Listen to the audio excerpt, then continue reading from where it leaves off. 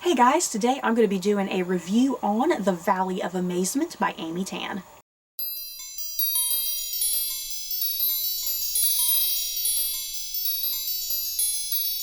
Set in Shanghai in 1912, The Valley of Amazement by Amy Tan follows Violet, a half-American and half-Chinese girl who is sold to a courtesan house after cruelly being separated from her mother. She is forced to become a virgin courtesan, her virginity eventually to be sold to the highest bidder. Over the years, as she struggles with her Eastern and Western identity, Violet is determined to excel at being one of the most popular courtesans in Shanghai, with the hopes that she may be able to reunite with her mother. The Valley of Amazement is a novel of mothers and daughters, and the struggle to reconcile with the past and identity. I found this to be an absolutely beautiful novel by Amy Tan. Just so beautifully written, really beautiful descriptions. It can be very flowery, which may or may not be for some readers, but I was really digging it. I was loving it. There's just something about it that's really raw and honest, gripping, powerful. And even though this is a rather dark, serious book, there's actually a pleasant amount of humor and comedy thrown in the mix every so often within all the drama going on, because seriously, there is a lot of heavy material going on in this book, and there's not a lot of fun. So when there are those moments of humor and comedy by particular characters, it's rather brilliant, and I loved it. And yeah, Amy Tan just really, I think, excels at that, that really fine balance of the drama and the humor, finding humor within the drama, I guess you can say. And this is a hefty book, you guys. Is it over 500 pages? I believe so. Yeah, it is over 500 pages. It's almost nearly 600 pages. There is a lot going on. There's a lot to get through and hash out. But at its core, this novel is about the relationship between mothers and daughters. It's about identity, especially within the context of this book, specifically between Eastern identity and Western identity, since Violet is half Chinese and half American and whatnot. It's also a novel exploring love. What does love mean to some characters? What do they see as true love, false love, accepting love, giving love in return. And it's also very heavily focused on just the nature of female relationships in general, because there's the positive female relationships, but also the negative female relationships. And even if you have a negative relationship with another female within this book, there's kind of this element of, okay, how can I connect with this other woman, because we're in similar predicaments. This novel, as I said, it's a pretty hefty book. It does occur over the course of several decades in the early 20th century, starting in 1912 for the most part, and then kind of moving up, and I think it ends somewhere in the 1930s if I'm not mistaken. And there is a brief interlude near the end of the book that does go back to the late 19th century, but for the most part, the majority of this book is the early 20th century. So I'll just kind of briefly go over the synopsis again. We're introduced to a little girl. We start in Shanghai, 1912, a little girl named Violet. She is half Chinese, half American. Her American white mother, she runs a courtesan house in Shanghai, and through a series of events, Violet and her mother wind up really cruelly separated. And Violet is sold to a courtesan house where she's become a virgin courtesan, her virginity to eventually be sold off to the highest bidder. And it was definitely giving me those vibes when I read Arthur Golden's Memoirs of a Geisha. If you love Memoirs of a Geisha, a lot of the early stuff in this book you're really going to appreciate, I think. But yeah, poor Violet, she's sold to a courtesan house. It's not great. She has to really fight for her survival, essentially. And over the years with her training, she is determined to be like, okay, I need to accept my situation. I can't really get out of this situation at the moment, but she is determined to rise up and become a popular courtesan with the hopes of earning herself a better life outside of a life of being a courtesan, and also with the hopes of, you know, finding true love, and also, hey, maybe one day I can try and find my mother, because my mother has no idea where I am right now. As a character, I absolutely loved Violet. I found her to be a very engaging, compelling narrator to the entirety of this story. I could visualize her, I could hear her voice quite vividly, I think very much thanks to Amy Tan's wonderful descriptive writing.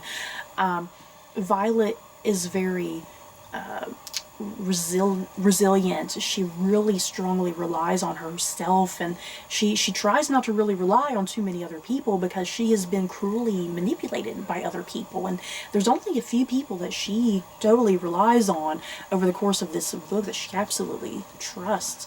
But yeah, she's very resilient, she's very determined, she's very strong and strong-minded, and, you know, even though it's the early 20th century and whatnot, she's kind of a rather forward-thinking woman for the time period, and she craves independence and an independent life, and hey, I can make my own money, you know?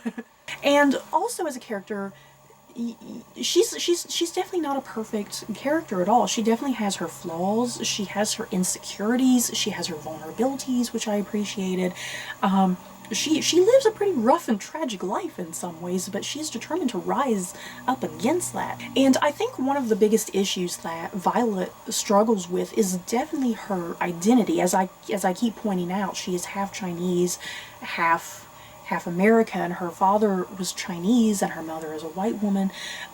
She really struggles with that over the course of the entirety of this novel, because I think early in the novel she really refuses to accept her Eastern identity. She doesn't even know she's half Chinese until kind of just, you know, through some things that are going on and things that she overhears, and she realizes, oh, I'm half Chinese. My mother has kind of not really been telling me that. She's kind of been denying that.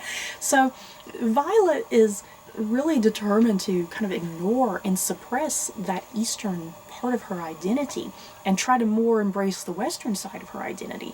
And then it kind of reaches a point in the novel that she's almost trying to suppress her Western side, and she's trying to become more of her Eastern side, you know? And I think the joy of this book is her trying to get that balance, you know, get the balance of Eastern and Western, and really understand who she is, understand the two halves of her identity, you know, how she can bring those halves together and accept it and be happy with it. And I think this book is definitely an exploration of self-love in some ways, and her really loving herself and accepting herself before she can ever, like, fall in love with anybody else. Now, let me get into my one big negative nitpick with this book, I suppose. As much as I love this book, my big issue has a lot to do with the book synopsis, the little inside flap here, you know, when you're reading about what this book is about. This inside flap is very, very misleading, you guys. Let me put it that way.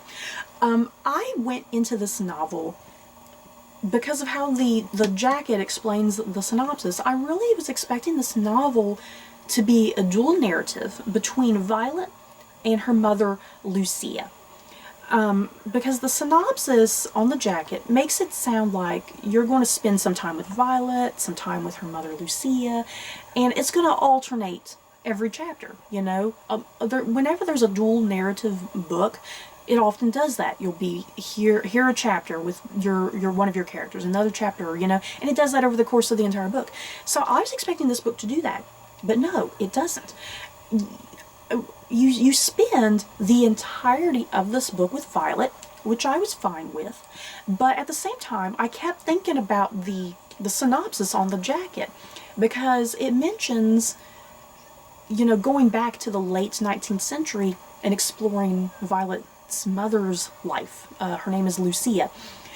And I kept waiting for that to happen, and I was like, okay, when is that going to occur? Because so far we've spent the entirety of the novel with Violet. So all of a sudden, you guys, I hope this isn't too much of a spoiler, but I really need to bring it up so you're not, like, shocked if you do pick this book up.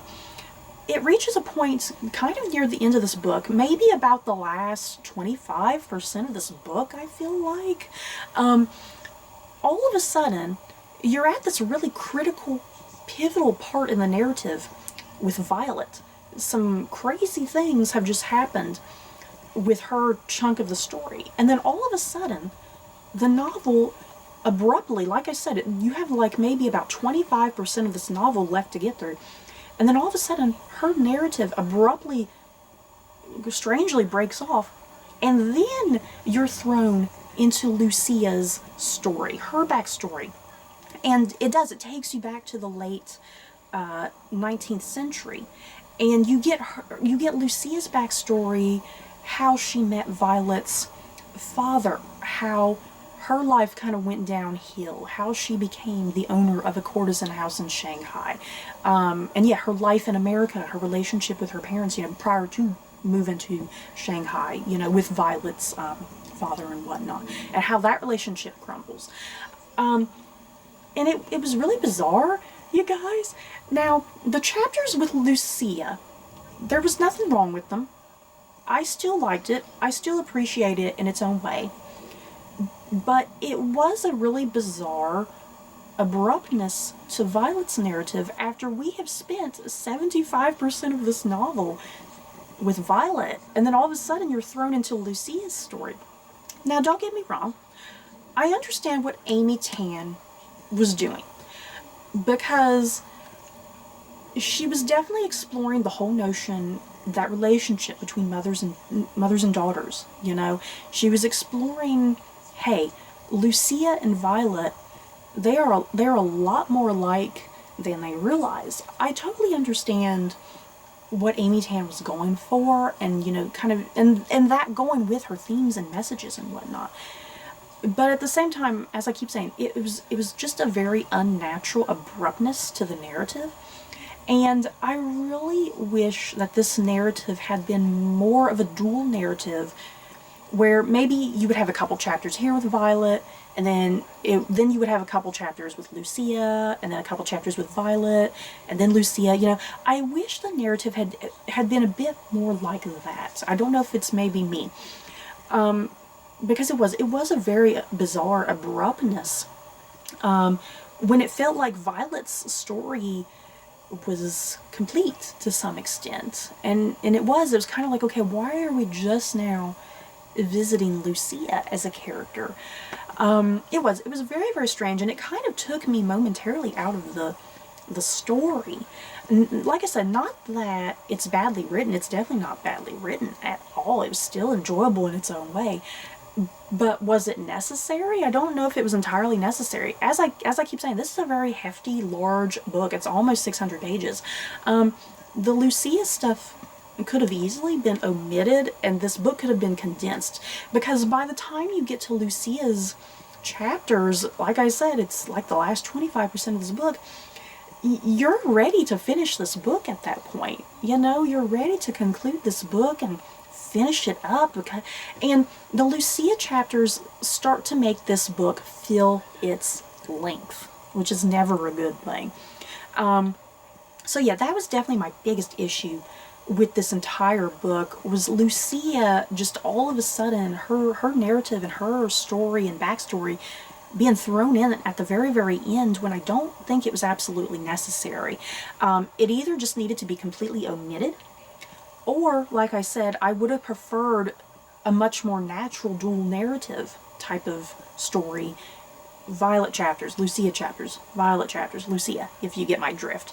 So yeah, that was really the one huge flaw of this book that I had an issue with. And yeah, when I was looking at Goodreads reviews, other people were having the same issue as well. So, in conclusion, yeah guys, despite some of the issues kind of right there, literally at the ends of this book, despite some of those issues, I did still find this book to be absolutely beautifully, wonderfully crafted by Amy Tan. She is just such a gifted, natural storyteller. I love her prose. I love her descriptions. I love just the way her characters view the world, see the world, how they think of the world, how they see themselves, how they see other characters. It's just such a wonderfully engaging, compelling story. So yeah, I definitely recommend this novel if you love Chinese historical fiction, if you love novels about identity, that explore identity in interesting ways, and characters who are struggling with identity, it's definitely a really fascinating, enjoyable read for the most part. Yes, it does start to fill its length. Let me tell you, it definitely starts to fill its length, and it does reach a point. It's like, okay, I'm ready for this story to end, because you reach a really critical high point of this book, and it's like, okay, this is the natural conclusion of this novel, but the novel still goes on for like another couple hundred pages. So I definitely recommend this if it sounds like your sort of thing. If you're up for the challenge, I suppose, because I think this book can be challenging in its own way, and it can be frustrating to some people. But I think it's worth it if you're willing to put up with it. Because the writing alone is just absolutely wonderful and so incredibly well done that I think anyone can appreciate that. So you guys, that is it for my thoughts and my feelings on The Valley of Amazement by Amy Tan. In the comments below, have any of you guys read this book?